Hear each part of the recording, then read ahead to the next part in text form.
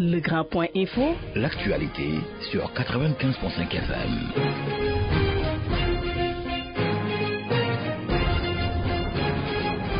Bienvenue à toutes et à tous sur la fréquence citoyenne, la 95.5. Il est 12h30. Voici les titres de ce journal. Un an sans bulletin de salaire, les travailleurs des collectivités territoriales devant la solde municipale ce jeudi. C'est pour exiger la disponibilité du précieux document, une situation qu'ils déplorent et dénoncent. Ça ne câble plus aux câbleries du Sénégal. La direction et les travailleurs sont à couteau tiré. Cette direction qui menace de se séparer d'une partie de son personnel, ce que dénoncent les travailleurs. Ils sont actuellement en regroupement pour voir la suite à donner à ces décisions de cette direction générale. 100 agents d'Excelec licenciés, ils entament la bataille judiciaire, ils déplorent et dénoncent les conditions de travail et la détérioration de leur vécu quotidien. Agrémenter son ménage, pimenter, les femmes ne manquent pas d'astuces, les jouets sexuels et autres accessoires érotiques. Le conseil de la coach en dehors de cette panoplie pour éviter la monotonie de couple. Il faut une confiance mutuelle et une connexion naturelle. Vous aurez à suivre le reportage de Ndeye Sigandour ainsi que les trucs et astuces de la coach en ménage Maïmouna Keita. L'actualité hors de chez nous, c'est à suivre avant la fin de ce journal. Bonjour et bienvenue. Un grand rassemblement, c'est ce qu'ils comptent tenir le jeudi. Les travailleurs des collectivités territoriales qui sont restés plus d'un an sans percevoir leur bulletin de salaire, une situation qu'ils déplorent. Ils entendent assiéger la solde municipale pour dénoncer cet état de fait. Suivant à ce propos, le président de l'intersyndicale des travailleurs des collectivités territoriales, Moussa Sissoro, qui soutient que la source de tous les maux des agents municipaux demeure ce nouveau logiciel. L'intersyndicale a décidé de faire un grand rassemblement au niveau du petit centre pour réclamer justement les bulletins de salaire dus au travers des collectivités territoriales du Sénégal. Nous ne pouvons l'appeler que de la forfaiture pour la seule et simple raison que ces travailleurs ont droit à leur bulletin de paie. Mais dans quel pays sommes-nous pour que depuis plus d'une année, pratiquement plus d'une année, qu'on n'arrive pas à remettre aux travailleurs des collectivités territoriales leur bulletin de salaire? Le bulletin de salaire, madame, il est sacré. On ne peut pas s'amuser avec la vie des gens. Les travailleurs, à la fin du mois, doivent prétendre à leur bulletin de paie. Ça, c'est une règle. On ne peut même pas tergiverser là-dessus. Vous savez, si tout le monde faisait correctement son travail, nous ne serions pas là parce que c'est pas à nous-mêmes d'aller réclamer nos bulletins de salaire. On devait nous les remettre. C'est ça la règle. Mais malheureusement, on a remarqué qu'ils ont créé, soi-disant, un nouveau logiciel qui s'appelle GFILOC, gestion des finances locales. Mais ces gens-là n'arrivent pas à maîtriser justement ce nouveau logiciel-là. Mais alors, si vous n'arrivez pas à maîtriser ce logiciel-là, mais ce qu'il faut faire, mais par humilité, mais revenez à la case départ, c'est-à-dire les bulletins de salaire qui étaient régulièrement perçus par les travailleurs, mais vous revenez à la case de départ, d'autant plus que vous ne pouvez pas maîtriser le logiciel. Voilà justement ce qui s'est passé. Le nouveau logiciel source de tous les malheurs des travailleurs des collectivités territoriales qui sont plus d'une année sans bulletin de salaire pour disposer de son état de paie. Il faut se rendre à la solde et procéder à un tirage. Je vous l'annonce dans les titres. Le torchon brûle entre les travailleurs des câbleries du Sénégal et la direction générale. Celle-ci a décidé de se débarrasser d'une partie de son personnel pour fait de grève. Des arguments jugés fallacieux par ces travailleurs qui reprochent à leur tour à la direction de fouler aux pieds la réglementation en vigueur. Écoutons à ce propos le délégué des travailleurs des câbleries du Sénégal, Ousmane Kamara. Nous leur demandons de respecter la prescription du décret 2006-1254 du 15 novembre 2006 réglementant les charges maximales à manutentionner sans moyens logistiques. Ils refusent catégoriquement. Car ce décret nous dit qu'aucun salarié ne doit pas pousser une charge supérieure à 120 kg, ni soulever une charge supérieure à 50 kg. Alors que nous le subissons pendant des années. Après découverte de ce décret, nous avons réclamé nos devoirs. Nous avons réclamé nos droits du moins, en accomplissant nos devoirs. C'est en ce moment que la direction LCS est allée saisir un huissier pour essayer de nous incriminer en disant que nous étions en grève. Alors, c'est archi faux. Nous avons demandé au personnel d'appliquer le décret qui est dit 2006-1254. Et nous vous rappelons qu'ils sont tués des faits. Ce n'est pas la première fois qu'ils essaient de licencier des salariés en leur culpabilisant cette sorte de grève. Nous ne sommes pas en grève. Et en plus, ils continuent sur cette lancée en licenciant 5 autres salariés. Nous étions toujours sur la base de la négociation, allant à l'inspection, déposant des plaintes, mais ils ne cessent pas de nous acharner. Cause pour laquelle nous avons demandé et déposé un préavis de grève qui va prendre effet à partir de ce fin de mois. Un préavis de grève déposé par ces agents des câbleries du Sénégal qui dénoncent l'attitude de la direction générale qui veut se débarrasser d'une partie du personnel pour fait de grève. À Excelec, cela ne va guère mieux. La direction a licencié plus de 100 travailleurs. La révélation est du délégué du personnel Moustapha Ba. En ce moment, ils ont décidé d'engager la bataille judiciaire pour dénoncer le mépris dont ils sont victimes, le non-respect de leurs droits et la détérioration de leurs conditions de travail. Ils interpellent le chef de l'État et le Premier ministre Ousmane Sonko. Moustapha Ba, le délégué du personnel des travailleurs d'Excelec. Depuis le 9 octobre 2024, plus de 100 personnes ont été licenciées à la Excelec et pour motif suppression de poste. Comme nous sommes dans un pays de droit, nous avons tout fait à ce que la justice soit mêlée à cette situation. On a pris un avocat, on lui a remis tous les documents nécessaires pour qu'au moins justice soit faite pour cette situation. Excelec est une société qu'on ne peut même pas expliquer. Parce qu'on est en 2025, comment est-ce qu'une société au Sénégal qui peut gagner des marchés de l'État avec la Sénélec, avec PUDC, ainsi que Vinci, alors qu'il fait travailler des Sénégalais sans contrat de travail, sans bulletin de salaire, sans IPM, sans caisse de sécurité. Alors nous lançons un appel au président de la République, au Premier ministre et au ministre du Travail, parce que des Sénégalais n'ont pas pris le temps d'aller prendre le bateau pour aller à l'extérieur. C'est des personnes qui ont eu leur diplôme, de bons travailleurs et qui ont participé pour le développement de ce pays. Parce que partout au Sénégal où vous voyez aujourd'hui des villages électrifiés, je peux vous dire que c'est des travailleurs vaillants de la Excelec qui ont fait tout ce travail. Nous demandons à ce que les autorités de ce pays fassent des audits à la Excelec. La Excelec se trouve à Diamniadio, tandis que leurs locaux et leurs sièges se trouvent à la rue Amadou Hassan Ndoye. Parce que depuis 2016, la Excelec subit ces genres de licenciements, des licenciements collectifs, alors que tout le monde sait que la loi interdit le licenciement collectif.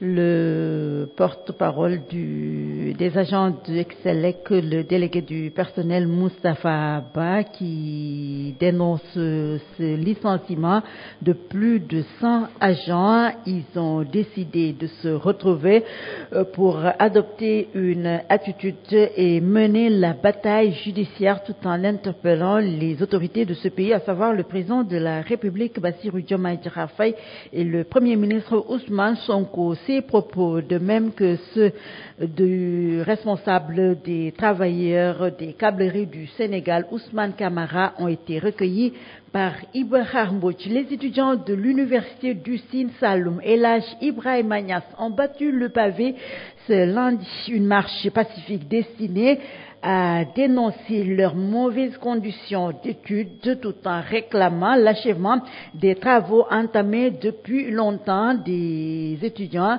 qui sont obligés de faire des rotations, des allers et retours pour suivre des cours, puisque l'université El Hadj Ibrahima Niass du Sine Saloum englobe les régions de Kaolack, Fatick et Kaffrine.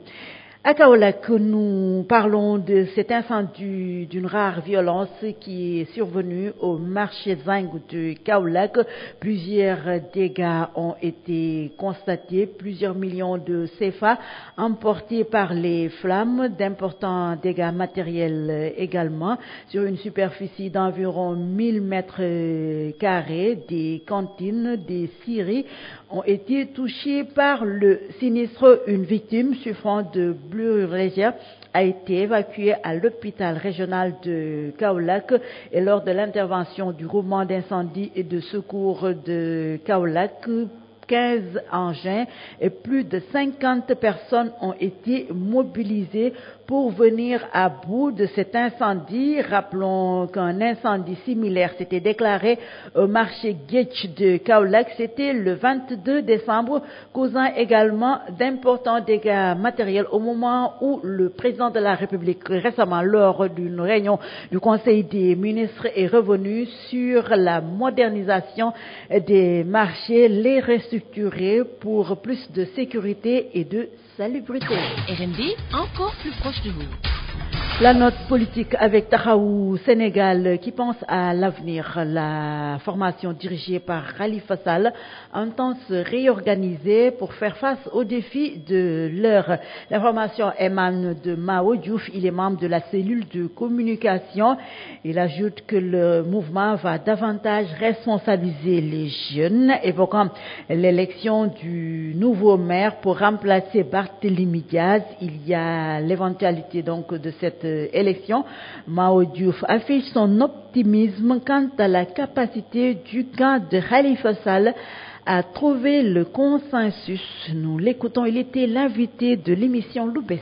Le président Khalifa Ababacar Sall demeure et reste le président de la plateforme politique Taxawu Sénégal. Comme je l'ai dit, l'avenir de Taxawu Sénégal, c'est sa jeunesse. L'avenir de Taxawu Sénégal, c'est ses ressources humaines. L'avenir de Taxawu Sénégal, c'est ses compétences, c'est ses femmes, c'est ses jeunes, épaulés par des adultes qui ont de l'expérience, qui ont de l'expertise et qui ont une vision. Donc, je ne considère pas que Taxawu est en chute libre, mais on se doit de se réorganiser, de se structurer pour faire face et pour s'adapter à la nouvelle donne politique. Au niveau de Taxawu Sénégal, nous avons un fonctionnement, nous avons des méthodes. Et jusqu'à présent, on est dans le combat. Donc, les zones a dit, et il paraîtrait de certaines, je dirais même que ça peut provenir même du pouvoir en place pour essayer de semer la zizanie. Mais Taxawu Sénégal est encore une fois une plateforme très organisée, dirigée par le président Khalifa Sall. Donc, ce qu'il en sera, Inch'Allah, si toutefois la forfaiture est actée, tout se fera dans une discussion, tout se fera autour des camarades sensés. Et je pense qu'une fois que cela arrivera, on aura un candidat au nom de Taxawu Sénégal. Un candidat au nom de Taxawu Sénégal, un consensus sera trouvé pour choisir le successeur de Barthélémy Diaz à la tête de la mairie de Dakar. 12h43 à l'écoute du journal sur la fréquence citoyenne et sur rtmd.tv. Merci de nous suivre. RMD, la voix de Dakar. Les femmes rivalisent toujours d'astuces pour retenir leur homme. Elles vont des objets sexuels aux autres arsenals érotiques, des accessoires qu'elles utilisent en ce moment. Les personnes qui vendent ces accessoires font de bonnes affaires.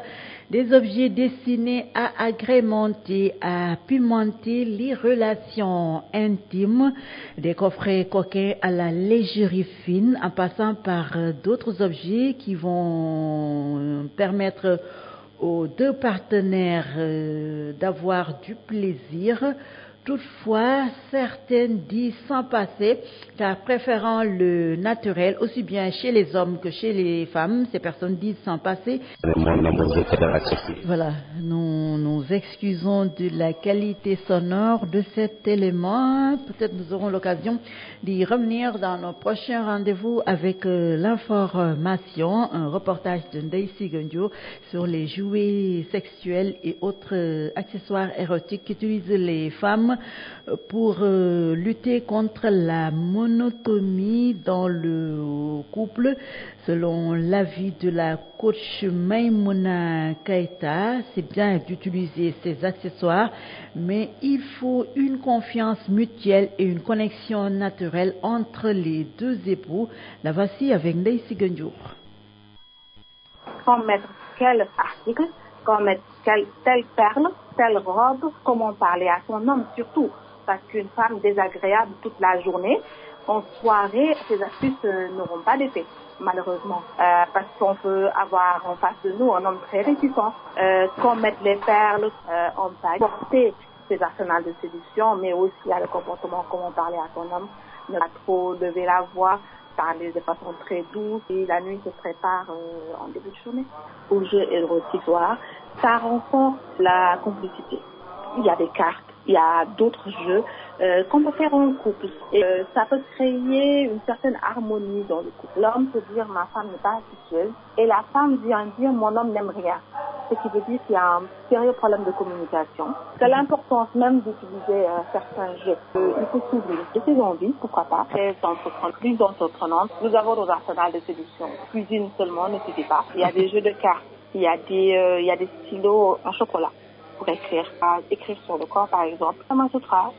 Les cartes dont je parle, qui proposent différentes productions à utiliser dans la maison. Tout ça pour agrémenter le couple et éviter la monotonie surtout. RMD Info, l'actualité internationale. Au Mali, 2 semaines seulement après la signature du décret pris par Donald Trump en vue de suspendre l'aide internationale américaine pour 90 jours. Cette décision a déjà des conséquences néfastes dans de nombreux pays, en particulier au Mali. L'ONG Alima, spécialisée dans la médecine d'urgence et les soins médicaux, présente en Haïti et dans 12 pays du continent, était contrainte de réduire plusieurs de ses programmes, en particulier au Mali. Donald Trump, qui vise donc une autre organisation, à savoir l'USAID, qui pourrait ne plus exister. Dans l'est de la République démocratique du Congo, les autorités ont lancé une campagne du don de sang. C'est pour aider les militaires de l'armée congolaise au combat dans l'est de ce pays, un combat qu'ils mènent contre le groupe armé du M23 et l'armée rwandaise qui soutient le M23. 2 grandes tentes ont été installées au Palais du Peuple, le Parlement, puis une collecte qui va durer 4 jours et permettre aux soldats de disposer du sang. Israël affirme avoir tué plus de 50 terroristes en Cisjordanie occupée depuis le 14 janvier. Des opérations qui se concentrent particulièrement autour de Jenin. C'est la fin de ce journal. Un rappel. Sans bulletin de salaire, les travailleurs des collectivités territoriales devant la solde municipale ce jeudi, un grand rassemblement pour exiger la disponibilité du précieux document. Ça ne capte plus aux câbleries du Sénégal. La direction et les travailleurs sont à côté de la direction qui menace de se séparer d'une partie du personnel. Les travailleurs qui dénoncent le non-respect de leurs droits. À Excelec aussi, ça ne roule pas trop pour ces agents. 100 d'entre eux ont été licenciés. Ils entament la bataille judiciaire, interpellent le président de la République et le Premier ministre. Ils vont déposer un préavis de grève pour dénoncer ces licenciements jugés abusifs. Agrémenter son ménage, le pimenter, les femmes ne manquent pas d'astuces, les jouets sexuels et autres accessoires érotiques ont la cote. Le conseil de la coach, en dehors de la panoplie d'arsenal utilisé par les femmes, il faut une confiance mutuelle et une connexion naturelle pour éviter la monotonie dans le couple. Excellente suite de programme à toutes et à tous. Merci de nous avoir reçus, d'avoir suivi cette session d'information.